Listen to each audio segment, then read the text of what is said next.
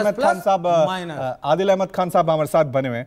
खान साहब, क्योंकि लगातार, हालांकि पता नहीं है अभी तक कि आम आदमी पार्टी है कहां, क्योंकि आज विपक्षी एकजुटता को लेकर बहुत करारा प्रहार किया है पीएम मोदी ने, लेकिन आप गठबंधन में हैं, पीडीए में हैं या नहीं है, आपका स्टैंड क्या है 2024 को लेकर, अभी किसी को मालूम नहीं। और प्रधानमंत्री मोदी ने एक जिक्र किया है यूनिफॉर्म सिविल कोड का, इसको लेकर आपका स्टैंड क्या है? आप क्या इसको समर्थन देते हैं, इसका विरोध करते हैं?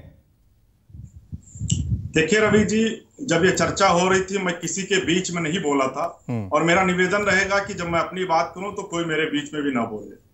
देखिए, मोदी जी ने आज बहुत बड़ी बड़ी बात कही कि इसको वोट मत दीजिए, उसको वोट मत दीजिए, पर उन्होंने एक शब्द ये नहीं कहा कि उन्होंने अडानी के बारे में एक शब्द नहीं बोला, अपने पूंजीपति मित्रों के बारे में एक शब्द नहीं बोला। इस देश का रेल बेच डाला, तेल बेच डाला, बिजली बेच डाली, गैस बेच डाला, सी पोर्ट बेच डाला, एयरपोर्ट बेच डाला, सब कुछ अडानी को बेच डाला, उस पर उन्होंने एक शब्द बात नहीं की। दूसरी तरफ भाई कौन वादा करके आया था इस देश के अंदर कि 35 रुपए लीटर पेट्रोल और डीजल देंगे? इस देश के लोगों से 18 करोड़ का रोजगार का वादा किया गया, तो क्यों नहीं पूरा हुआ? इस देश के लोगों के साथ बहुत बड़ा बड़ा नारा दे के आए थे, बहुत हुई महंगाई की बार, अब की बार मोदी सरकार, उस पर कोई बात क्यों नहीं की गई?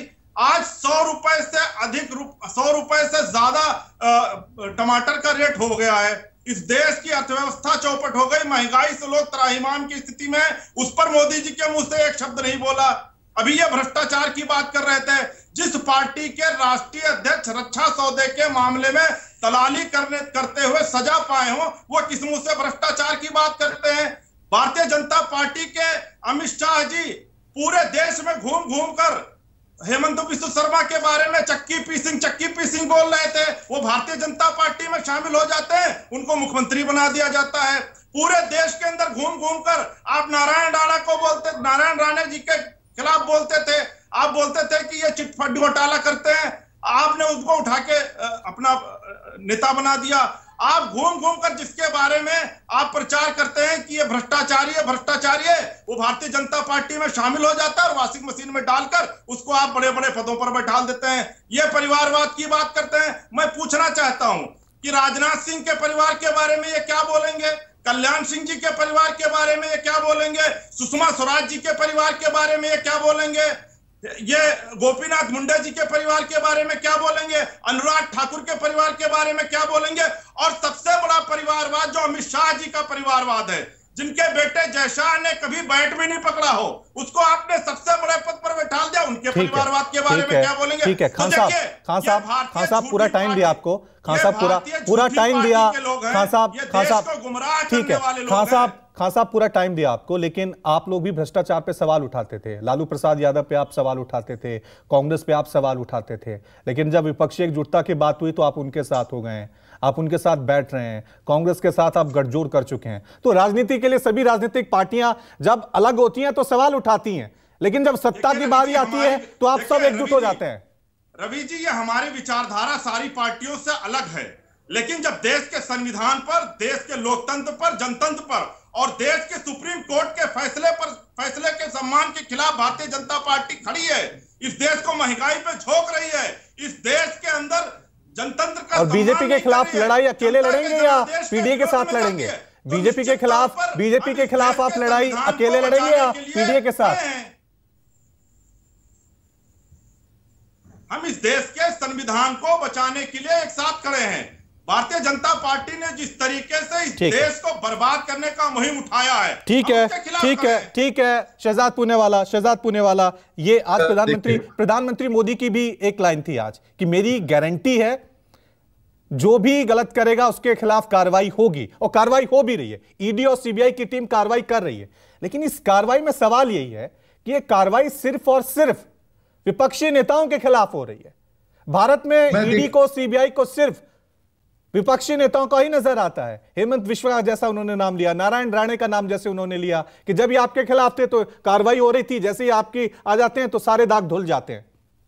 मैं बस 20 सेकंड में इसका जवाब देती हूँ और बाकी का जवाब आप प्रेम जी और आम आदमी पार्टी से लेते।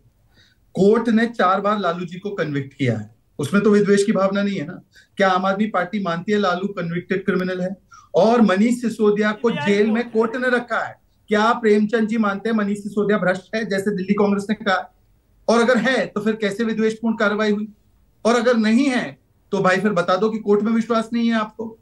उसके अलावा मैं आपको बताऊं इनका नाम क्या है? गठबंधन नहीं, ये कटबंधन है। अपने अपने चोरी के कट को बचाने वाला बंधन। इसीलिए जो आम आदमी पार्टी सूची निकालती थी स्वर्गीय मुलायम सिंह यादव जी, उनके बारे में आप चाहे जो भी कहो। देखिए एक सेकंड रवि जी एक सेकंड, नवल जी क्यों भड़क रहे हैं? नवल जी प्रोफेसर हैं, मेरे भी प्रोफेसर हैं। 10 सेकंड दे दीजिए, 10 सेकंड करते हुए। अच्छा नवल जी केवल 10 सेकंड दे दीजिए। ठीक है, 10 सेकंड बोलने दीजिए, 10 सेकंड सबको देता हूं।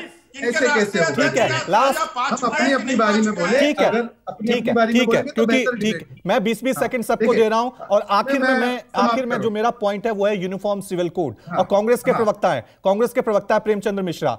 यूनिफॉर्म सिविल कोड को लेकर कांग्रेस का स्टैंड क्या है? मिश्रा साहब, यूनिफॉर्म सिविल कोड को लेकर प्रधानमंत्री मोदी कह रहे हैं एक परिवार में 2 कानून नहीं चल सकते, कांग्रेस का स्टैंड।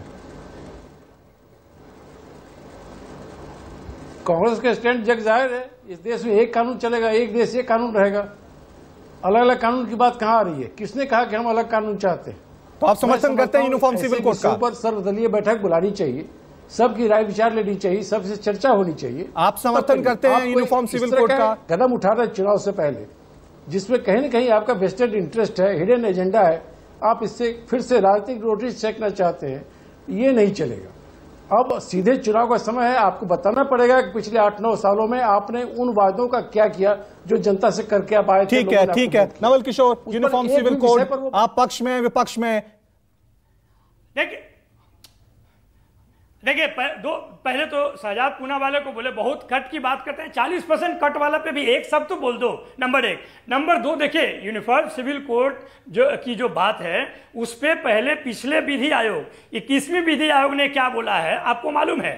उनको मालूम है। तुरंत इस पर बिठाना, वो भी चुनाव के वर्ष में, इसका क्या उद्देश्य है? आप देश में कहते हैं अरे संविधान जो है वो सर्वोच्च कानून है और उसी से पूरा देश चल रहा है। आप चाहते हैं कि एक कानून जो बनता है किसी पाठशाला ठीक है Manoj ji, uniform civil code, Samajwadi Party अगड़ा पिछड़ा के अलावा यूनिफॉर्म सिविल कोड पे क्या स्टैंड रखती है? 10 सेकंड। रवि ठाकुर जी 20 सेकंड में लूंगा, आपने सबको 20 पूरे डिबेट में। हाँ, मैं ये कहता हूँ बिल्कुल, मैं ये कह रहा हूँ, मैं ये कह रहा हूँ रवि जी, मैं ये कह रहा हूँ। अरे भाई कौन बीच में बोल रहा है? मिश्रा जी रुक जाइए बीच में रुक जाइए। चलिए मिश्रा जी जल्दी बोलिए, 10 सेकंड। आप टाइम खत्म। स्लोएस्ट प्रधानमंत्री हैं, नरेंद्र मोदी जी स्लोएस्ट प्रधानमंत्री हैं। अपने प्रधानमंत्रित्व के 10वें साल में आके यूसीसी की बात करते हैं और वो भी सही से बात नहीं कर पा रहे। हो गया।